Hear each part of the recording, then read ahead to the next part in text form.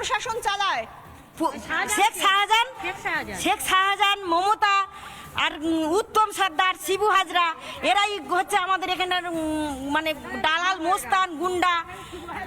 আমরা বুঝতে পারছি দিনের পর দিন আপনারা এখানকার বাসিন্দা দিদি, দিনের পর দিন আপনারা এখানকার বাসিন্দা, আপনারা জানেন কে কেমন, কে কিরকম, আপনাদের অভিযোগ রয়েছে। কিন্তু একজন সাংবাদিক, তার কাজ সত্যিটা তুলে ধরা।